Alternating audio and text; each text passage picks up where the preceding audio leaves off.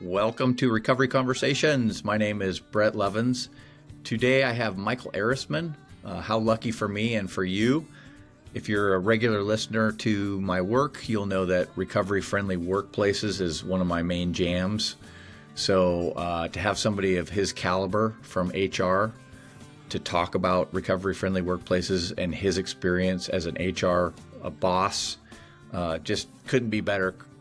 Couldn't be more right on time for what I need.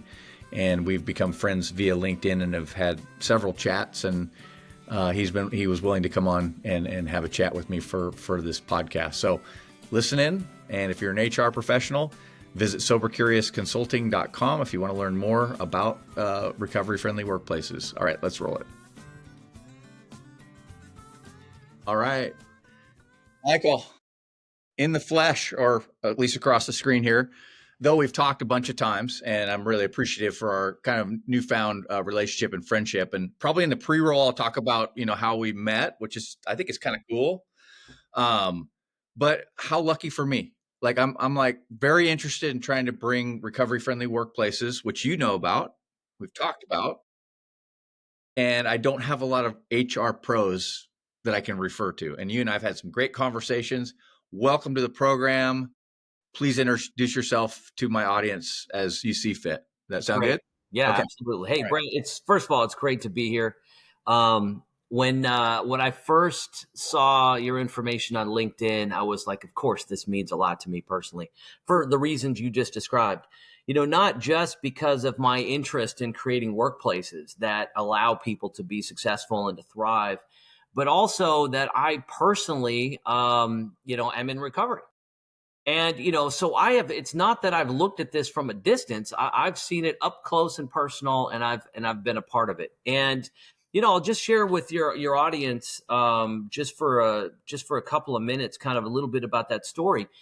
I got really lucky. I mean, the level of gratitude I have every day for the fact that, I hit a bottom relatively early. I was pretty young. I woke up and I consider it divine intervention. Other people might have a different opinion. I woke up on my 25th birthday and I looked in a mirror. And what I saw staring back at me was a truth that I could no longer rationalize. And it was very simple. And it was this: if you don't make some serious changes in your life, and I mean radical changes, you are not going to see the age of 30. You are dead before you're 30. And that was a powerful, powerful moment. And so, and actually a very frightening one, because the nature of what I was doing and sort of where I was, is there's an irony around addiction. Addiction actually tells you you're not addicted. That's the amazing thing about it, is I had the ability to rationalize virtually anything. And what was happening in my life is I was hitting a point where all of the facade that I had tried to set up was starting to crumble away. And I was seeing myself doing things I swore I would never do. So that was in August of 1989. And in late September of 1989, I had 6 weeks of money and dignity left. So, I had to leave all that on the table. I checked into a rehab center, and I have been sober ever since, from September 25th, 1989 to present. And what an incredible gift this has been, and when I think about my career, and I'll also sort of dovetail that into the HR aspect of my career, up until that point, I was working for the Westin Hotel in downtown Seattle. And look, I'm very thankful to the Westin, who helped cover, the benefit costs of that treatment and was very supportive of me as I went through it. I had ran a catering company doing concerts and films here in the Seattle area, residential construction. I built houses. I did commercial construction, which I was terrible at. And so when I finally did get into sobriety, I went back to school and I started working on my degree. I ended up getting a bachelor's degree, and right like a week before my 10-year high school reunion, which was great. I mean, most people who go to college for 10 years become doctors, but I squeaked in and got my degree, and was deciding what to do. And so my father who was a longtime executive at Boeing. He only had one piece of advice for me. He said, whatever you do, don't go into HR. That was his only advice for me. Whatever you do, don't go into HR. And so I got this, I was studying psychology. I have an undergrad in psychology and communications. And then in graduate school, I studied industrial organizational psychology and development, and then also communications and employment law. And so I got this, my father called me back and he said, hey, look, I just met with General Electric. He was working for Boeing. Boeing and GE were working on a airplane together. And he said, I was at this meeting up in Schenectady, where their R&D center is, and they had this HR person there, and it's everything I've always thought HR should be. I've just never actually seen it. So here's the person's name, right? Give her a call. If you want to go into HR, give her a call. So I did, and what that ended up in is a career in HR. I started with GE. GE Capital, was down in Jacksonville, Florida, working in call centers, collection centers, et cetera. I worked at GE. I moved all over the place. I think I moved like 3 times in 4 years. Then I got an offer. They made a big mistake of moving me to Denver, Colorado, which I loved. And so they wanted to move me again. And Pepsi came along and offered me another HR role. And so, look, I absolutely loved it. I remember a couple of months into my first HR role, and I was like, I can't believe I get paid to do this. Like, this is the greatest job ever.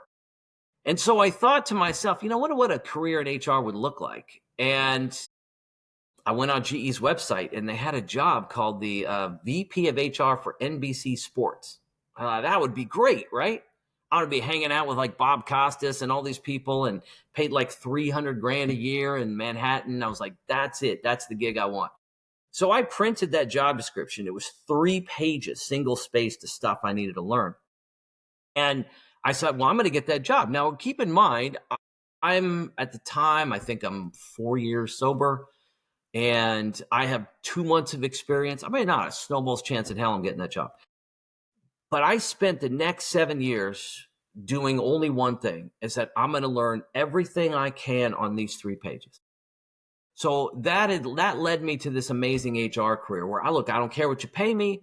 I don't care how many hours I'm working. I just want to learn, and I'm going to learn everything I possibly can. And so it took me the career has taken me all over the world. I've worked in, I think, 160 countries around the world. I've worked in all kinds of industries. I've gone through ups and downs and M&A activity and every employee relations issue then you could possibly think of, and probably many that you haven't even thought of. And so I've absolutely loved my HR career. So for me, the combination of these 2 things has been fantastic, because I've been in a position where I can help businesses be successful.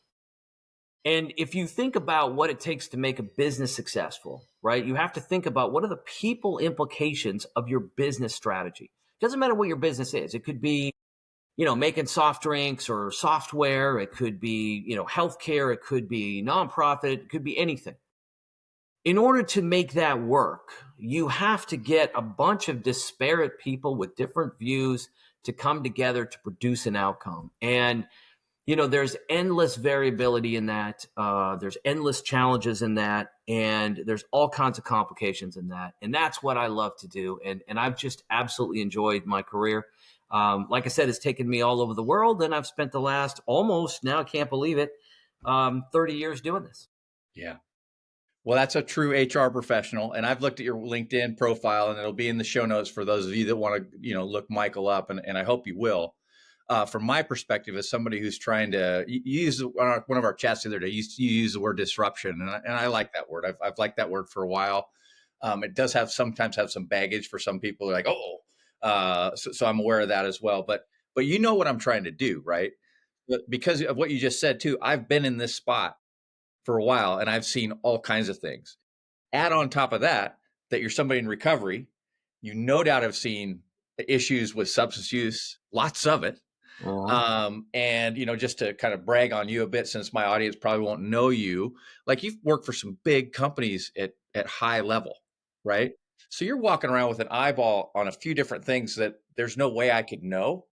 And so in our previous conversations, as we discussed recovery friendly workplaces, which we're going to delve into here, I've postulated some questions to you, and you're like willing to take them on. And if you're up for it, I've kind of got a few on the side here. Yeah. I think we'll hit HR professionals that listen into this probably be right on time if they're considering it. That sound good to you?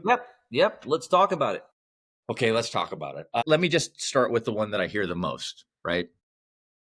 Stop it dead in the tracks is we have EAP. Full stop, we're covered. Okay, that's an argument, or not even an argument. That's a solution that's been built to address a particular thing, although I would argue an umbrella of things, and I'm talking about something a little more specific. But I'm going to pause now and let you speak to the EAP answer and how you think about that. Yeah, I mean, look, let's start out with the positive, right? It's great when organizations have benefits, have things, structures that they put in place to enable their employees to get help and on things that they might need, right? And EAP generally is kind of renowned for mental health issues, although it's used a lot for people who are going through situations like maybe adoption or a divorce or things like that.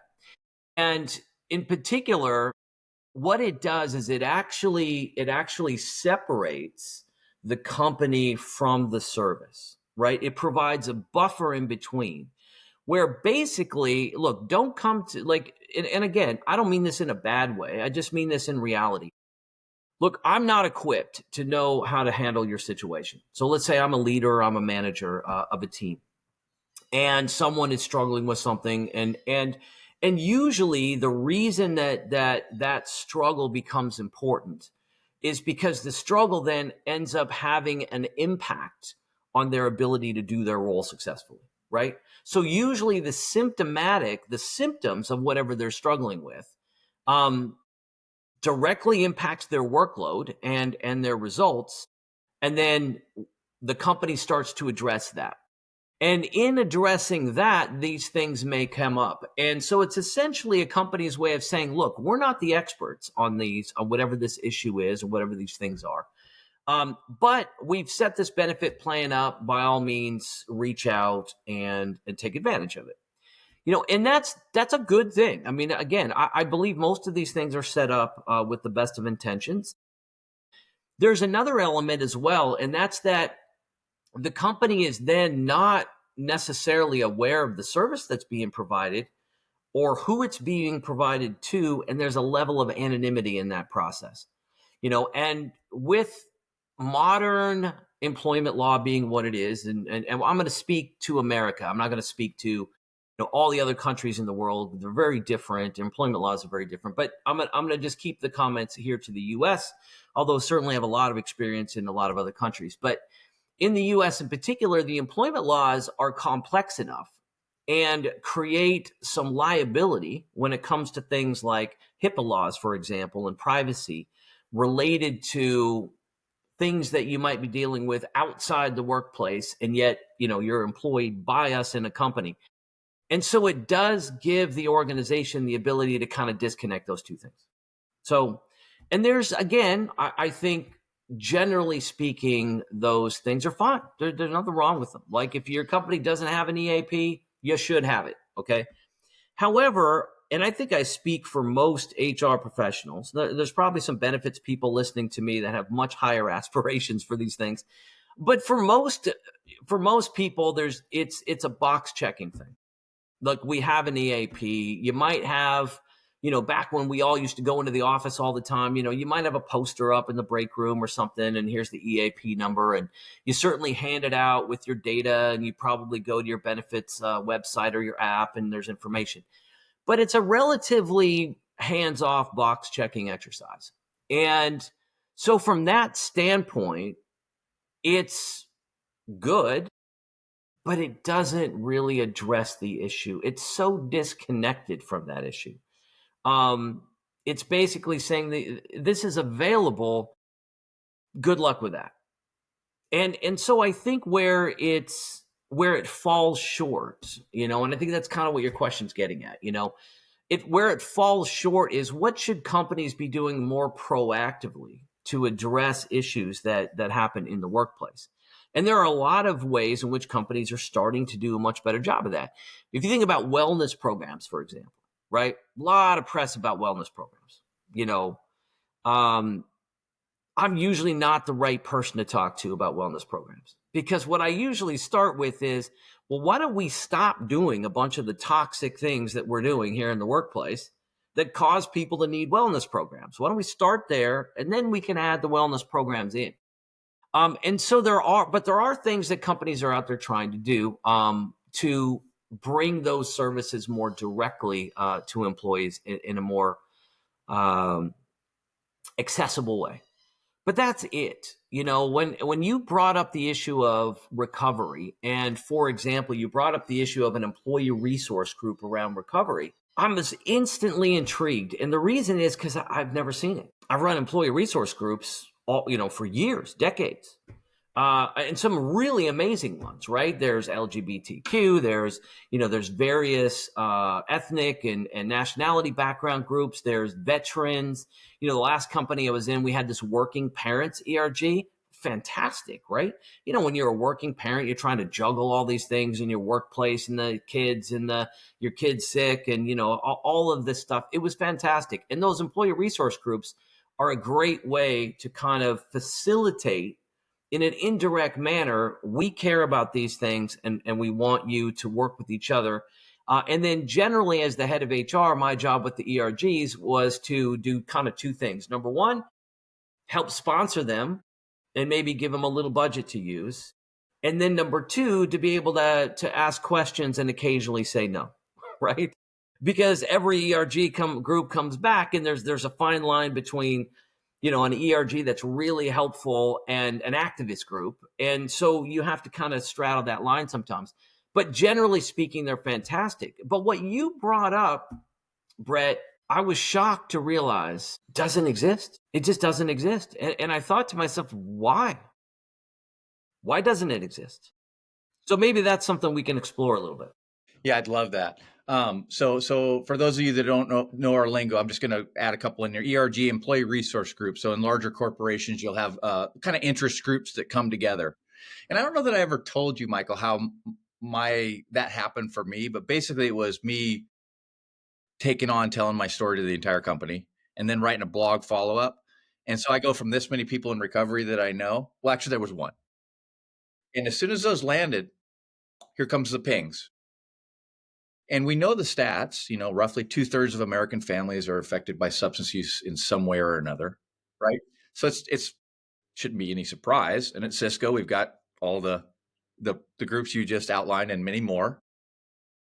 But when I get all of that, and it's a place that I've been for years, as have you. Like, there's power in us knowing each other, and there's having friends and people that get this thing. So yeah, so it was really an accident. So suddenly I've got 100 people, coming at me. And then I started getting to other companies. There were a couple. And it's like, well, let's keep going. Now I want to postulate the question. That's the second time I've used the word postulate, which is fascinating. Anyway, I'm gonna run another question by you. So I got a fair bit of resistance at Cisco Systems. And, in our previous conversation, and you even delved into a second ago, this idea of the gray area, right? You were playing there.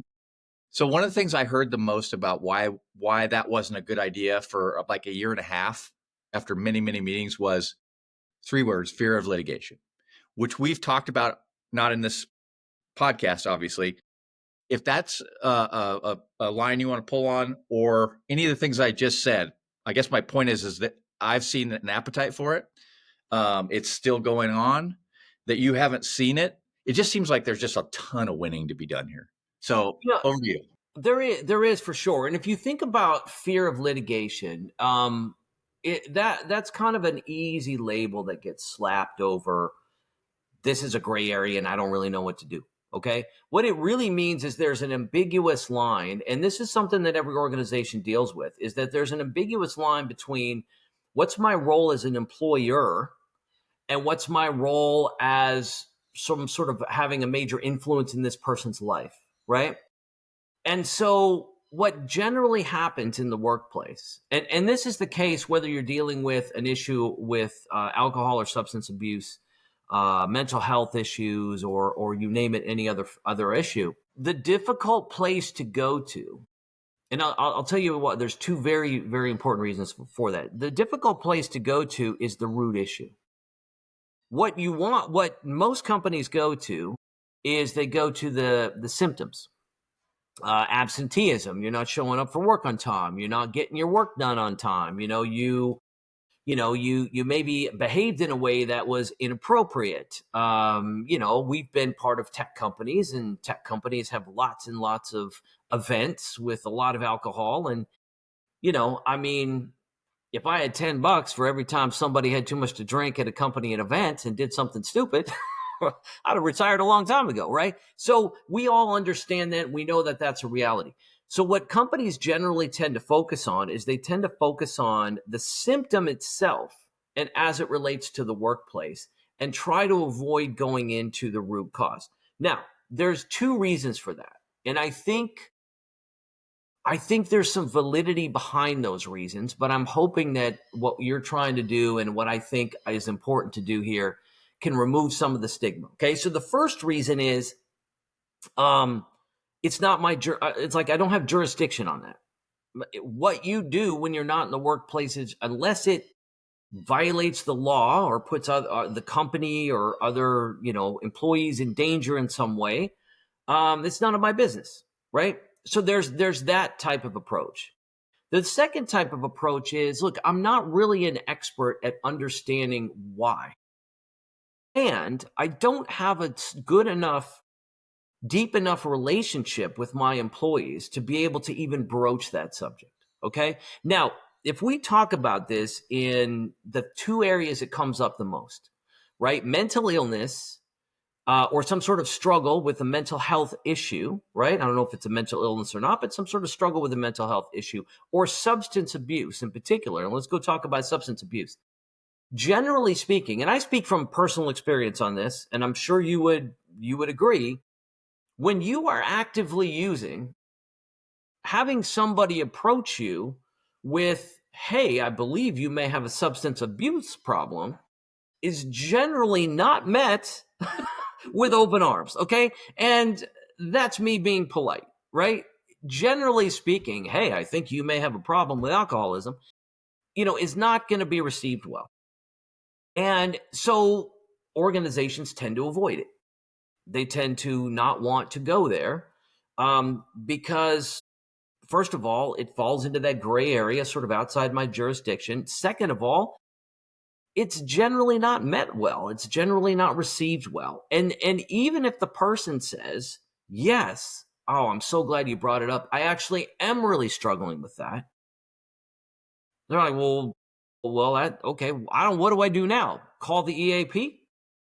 So I think, generally speaking, organizations shy away from these types of issues for what I would consider generally good reasons. And unfortunately, though, what it does, though, is it means that we're missing out on opportunities, right? And if you think about substance abuse specifically, let's talk about that. And that's something that I think I can easily put in my area of expertise. If you think about substance abuse and the way many of these programs of recovery work, I struggled with this the first time I heard it, by the way. So, if you're listening, you might struggle with it as well. These programs are not meant for those who need them. They're meant for those who want them. In other words, the challenge with substance abuse is that until a person hits a point in their life where, you mentioned disruption earlier, where the fear or the penalty of staying the same outweighs the fear of change, they will not change. And so part of the challenge here, I believe that companies are facing, is targeting this at the wrong audience. So instead of targeting this as, let's put in a program so people who might be actively dealing with substance abuse can confront that and get the help they need, instead, let's bring together people who are in recovery who are going through this process, who in our support for that can create an organization or a place that they can thrive and be successful in. And let's let all of those people be able to be better equipped to reach out and create a place where if someone is struggling, they can look and see, hey, there's somebody like me who's also struggling, and that's now a safe place for me to go. And I think if nothing else, the acknowledgement that what you're trying to do here is something that says it's okay to talk about this. It's okay to have these kinds of questions. And there are other people also struggling with this. And if we can bring us all together, we can have some influence.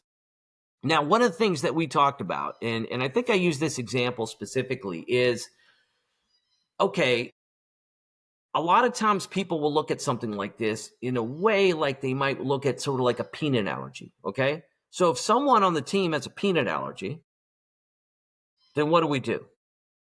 Nobody gets any peanuts, right? Peanuts are gone. We don't serve any peanuts. There's no peanuts in the building. We don't put peanuts on anything. We don't, serve food with peanuts on it because someone has a peanut allergy, right?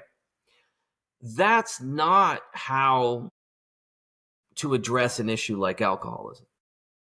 And so a lot of times when you go into an organization, if you even bring this up, the immediate reaction is, well, if I raise the issue that there are people who are struggling with alcoholism in my workplace, do I now need to have a completely dry workplace and not serve any drinks at all? And I think the answer to that is no. I think you need to be responsible. You need to provide options. You need to be aware of when you might be putting people in situations that where it's sort of preferred or there might be pressure on them to drink. You need to be aware of that, but you don't need to sanitize your workplace from that. Now, if you're talking about, fentanyl, yes, you should sanitize your workplace from fentanyl. But you know what I'm getting at. And I think that's one of the other things that causes resistance. So if I bring this in, what does it mean? What do I do with it? How do I respond to this? Does that mean that none of us can ever drink again at a company event? And that's yet another reason why I think there's some resistance around this. Now, the final reason that there's resistance is that, a lot of people who are struggling don't want anyone to know about it. And I certainly understand that. There's, for me, my life got so bad that I realized that nothing could be worse than going back to the way it used to be. And so any sort of shame or insecurity I might have of even being on a podcast like this and telling a little bit of my story, I don't care at all. Whatever you think about it, good for you. Doesn't make any difference to me. But I realize that is not where everybody is. In particular, early on, if you're struggling with something, I mean, there's a lot of shame involved and there's a lot of, so people may not want to out themselves, if you will, to join an ERG and to do that. And so when you add all of those things up, I think the resistance that you see in companies, it makes sense. It's not coming from a bad place. It's not that there's a bunch of people that, they just don't care. I just think that there's a lack of education and there's a lack of willingness to step out of the box a little bit and say, hey, we should think differently about it. Oh, it's so good. So much in there. So much in there. So I'd love to expand the scope. I'd love to add two things, which will probably turn into six. But anyway, I love these chats. So the first one is I would like to take us back to the first scenario you're talking about, like the peanut thing, right? Note that the three words for branding purposes are recovery friendly workplace, right? And so I'm going to pose that we haven't even talked yet about some of the things that can be done easily. And I've said this to you many times. There's so much winning to be done, so many easy wins, right? But for our purposes, I totally get the guy or gal is sitting there saying, what are you talking about? We get together and this is what we do once a year for our event, and you're going to get in the way of that, and I'm not going to let it happen, right? So there's that. So I would love to propose this idea that, and I've used this metaphor with you before, signposts.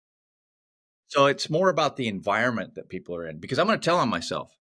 If I saw a sober happy hour at Cisco Live when I was still drinking, I would have badmouthed that thing from a distance like you wouldn't believe, right?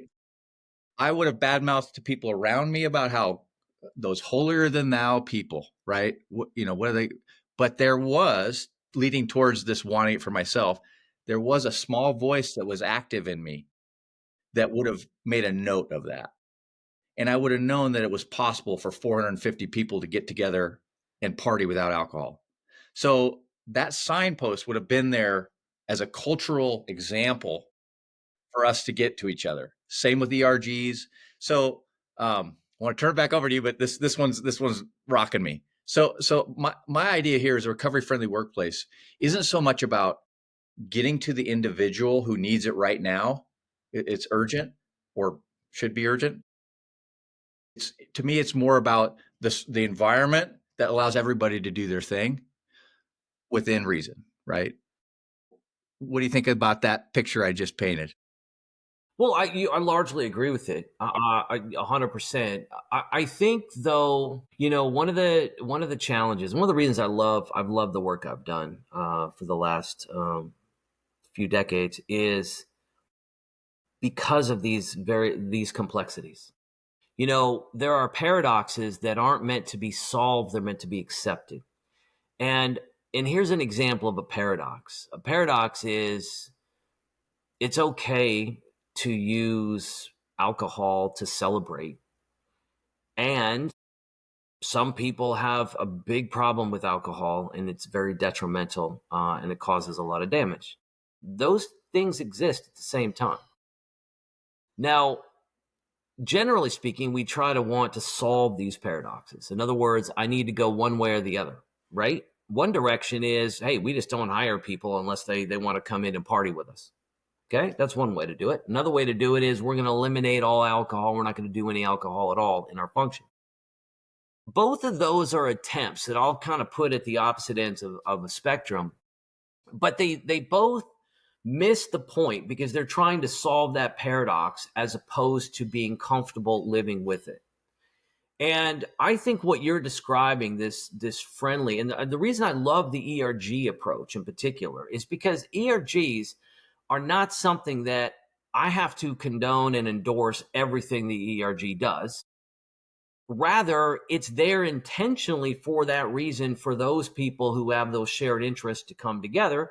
And then we can look at, okay, there could be some things there that we can use to, to bring awareness elsewhere in the company, to do some other things. But it's not something that I have to write a policy for, and it's not something that I have to mandate. It's rather, it's meant to create a workplace where people feel valued, respected, want to work, and can thrive. Okay. So that's the fundamental challenge is if you present somebody a solution that is, hey, for this problem, you do this. We can debate that all day long, whether it makes sense or I agree with it, et cetera, but we understand it conceptually.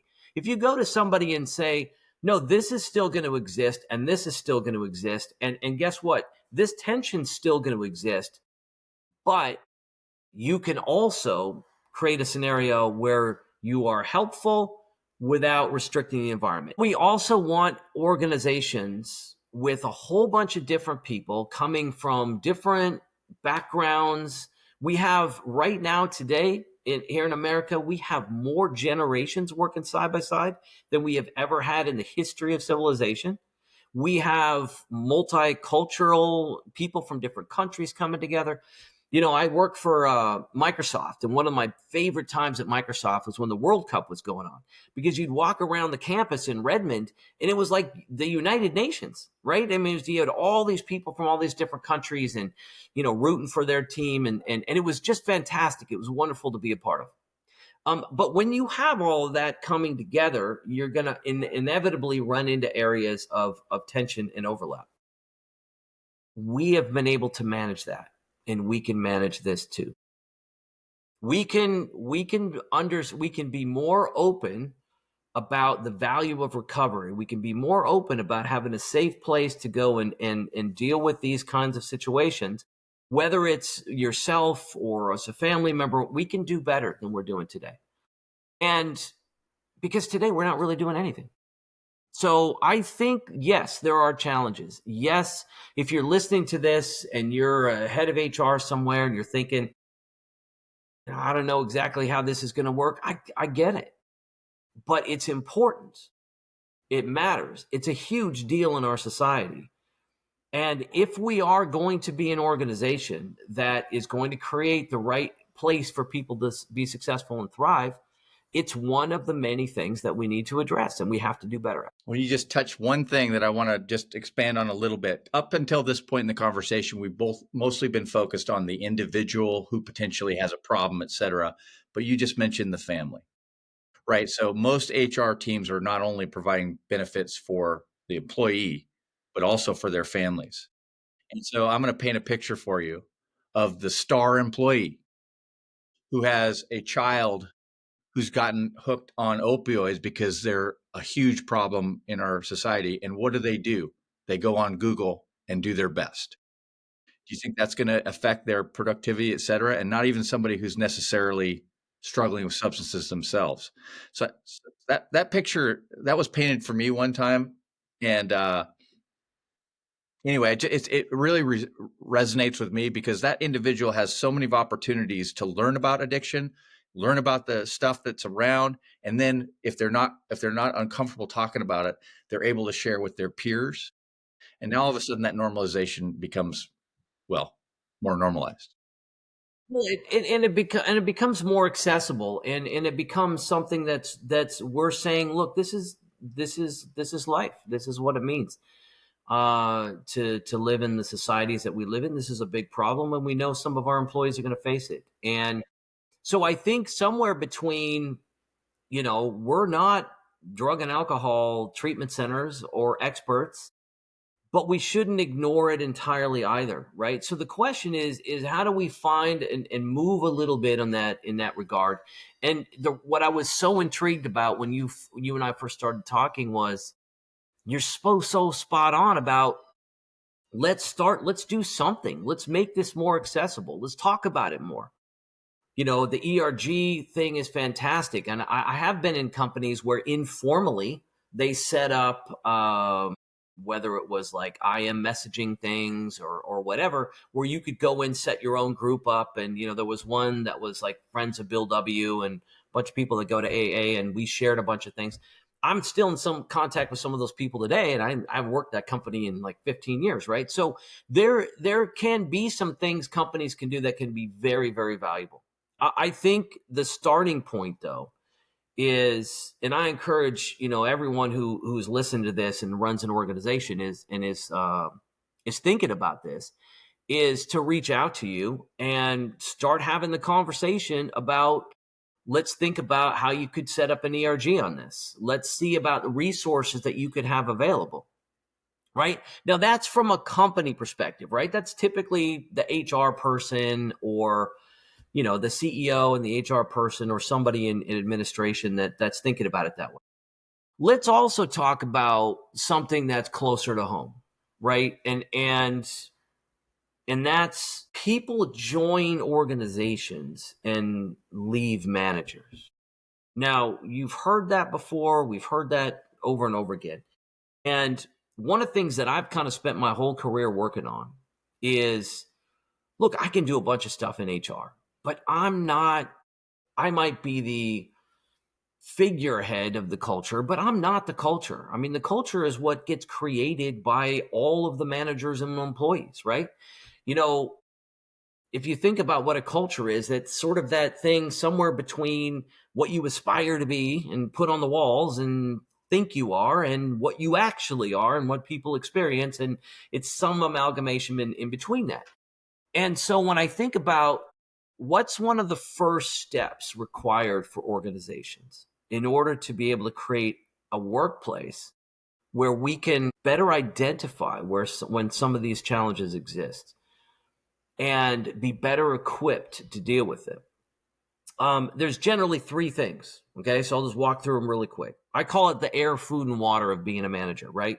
Like if you want to be a good, and forget manager, leader, if you want to be a good leader, these three things you have to do. Okay. The first one is clear goals. Organizations have to have clear levels of accountability, because when you're talking about specific, and now I'm back to the employee themselves who may be struggling, right? When you're talking about that, when does this conversation arise? It typically arises when there's some symptoms of that behavior that are running smack into the accountabilities that you have about performance, how you show up in the workplace, etc. Right? But you have to have clear goals. And the reason I bring that up, and it's going to sound very different from the second two, is I've been in massively large companies, hundreds of thousands of employees. And so when we ran a bunch of data studies, what we were able to look at is we could set up as a criterion, like a predictor, if you will, using, employee engagement surveys. If I want to predict intent to stay, what is the thing that most predicts that? And it wasn't what we might have thought it was. It wasn't pay or compensation. It wasn't benefits. It wasn't recognition. It wasn't the things that we most normally would associate that. It was, do I have clear goals?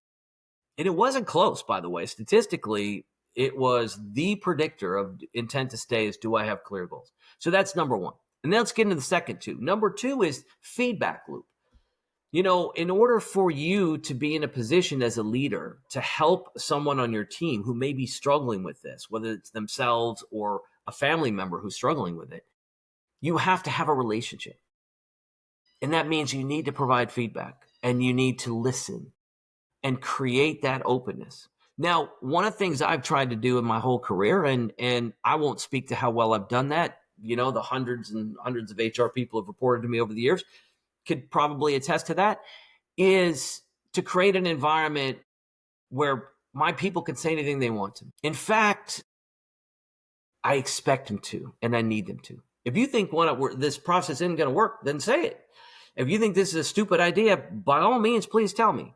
If you think the way I'm leading this particular issue could be improved, I need to know that.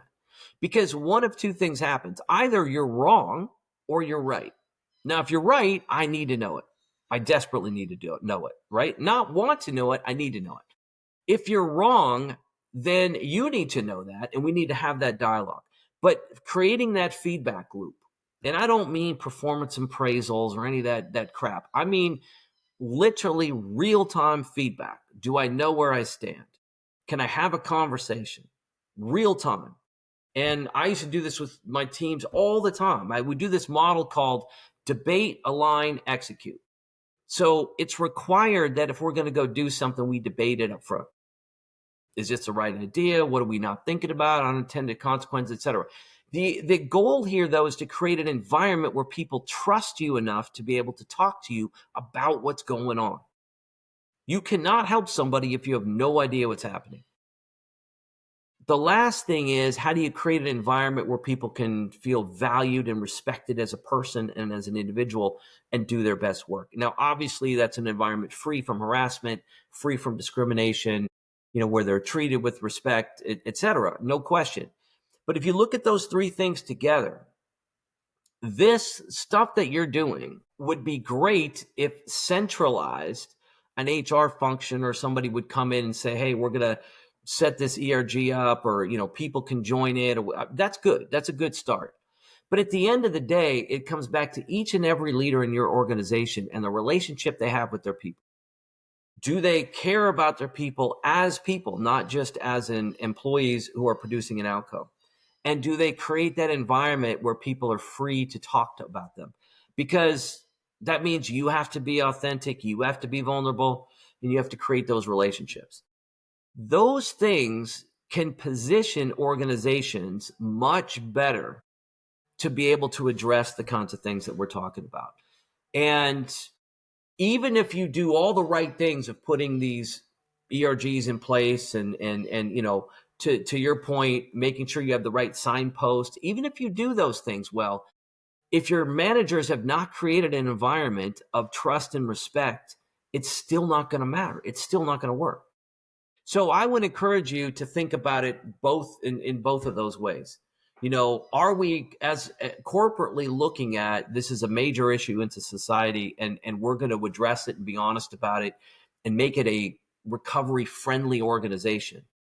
And number two, have I created an environment where people have enough trust in me to where they can get the help they need?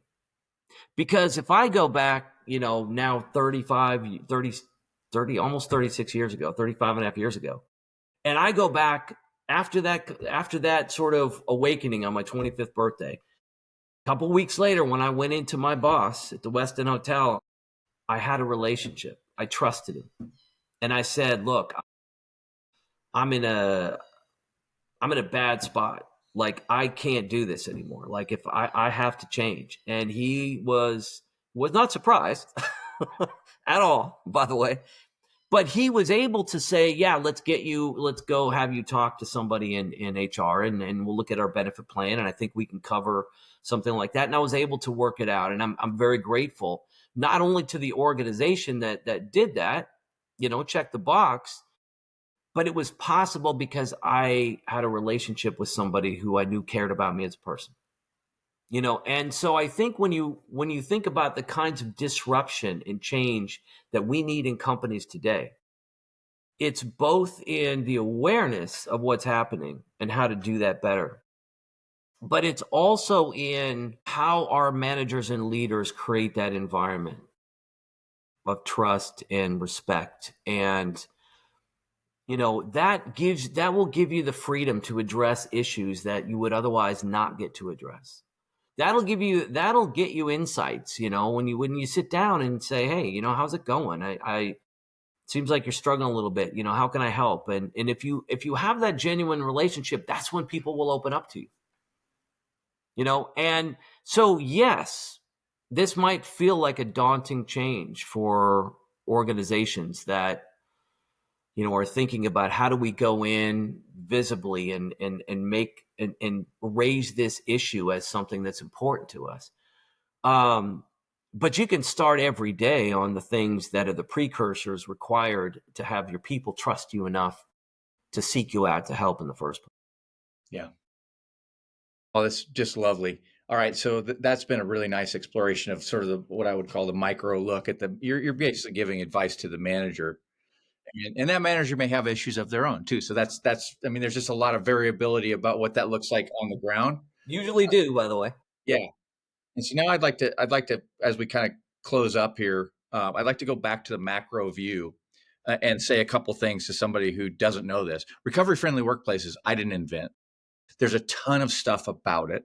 So I'm mission driven here. So even if you never talk to me again or whatever, fine. Because the macro approach to this that I'd like to let you tee off on, if you're willing, is I truly believe that of all, what I call it the recovery ecosystem, there's a lot of ecosystem stuff around recovery and helping people with substances, et cetera. They're usually nonprofits, very small, et cetera. And I'm grateful for them. They do heroes work, et cetera. But I'm convinced, refute away, because we're going to have psychological safety here, but I don't think you will. I'm convinced that if more companies like dominoes fall like they should and become more recovery friendly workplaces, we change our society like a huge bat. Damn. And isn't that worth trying? And again, I guess I'm kind of doing a little bit of a cheerleading thing to anybody who's an HR rep. Isn't that worth trying? Aren't there a lot of people that would benefit from that, even that are inside the company, if multiple companies are like that? Okay, soapbox complete. Please take us home. Yeah, no, look, 100%. It's just a reality that this is a problem. But I want you to think about it on the other side too. When I travel around the world, if I have a choice for where I stay, I will stay in Westin hotels. I haven't worked at Westin in, what's it been, 33 years, and I'll still stay in them. I have a sense of loyalty because that company at the time when I was in a tough spot Yeah, the company could say, yeah, we just checked the box and that was part of our benefit plan and whatever.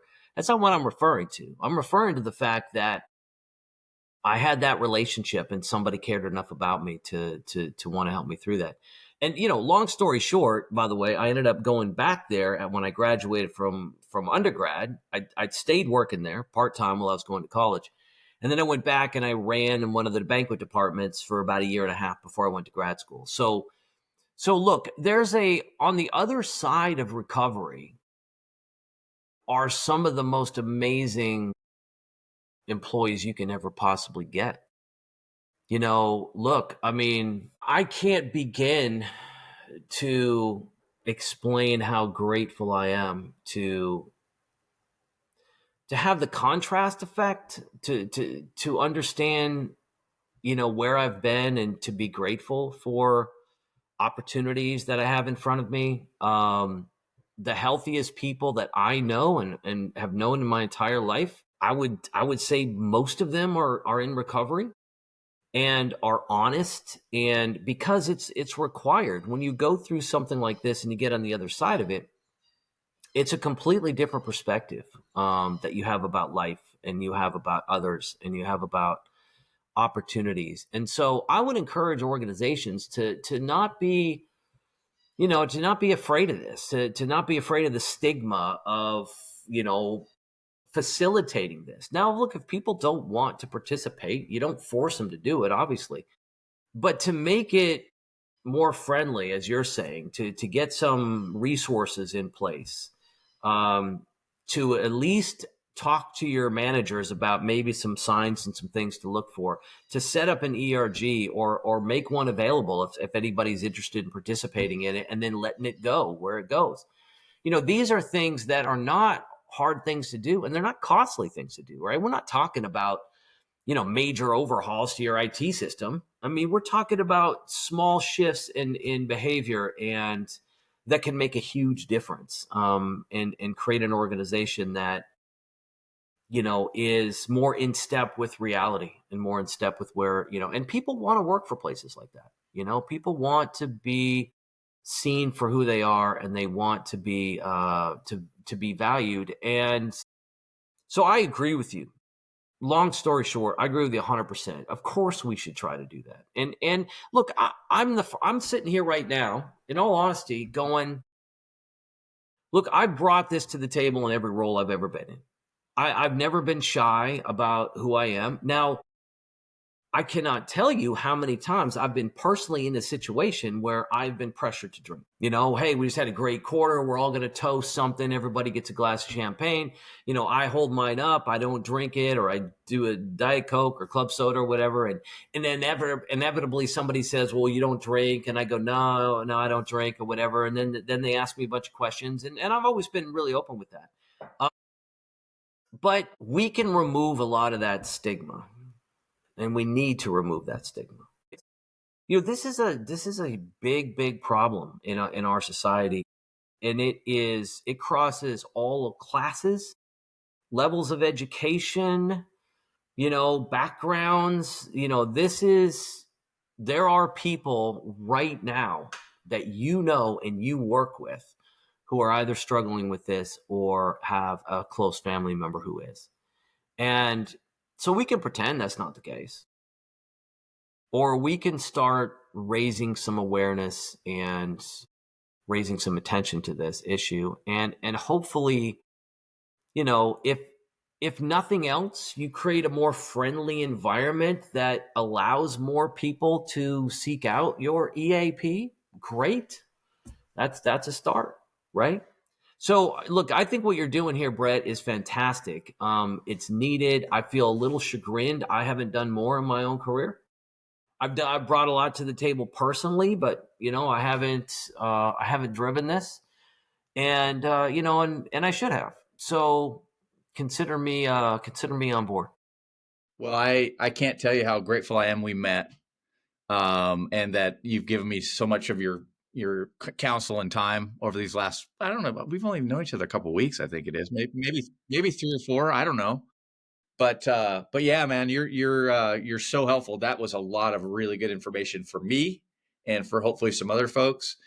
And yeah, man, I hope we can stay friends and continue to support each other as this weird experiment I'm working on goes along.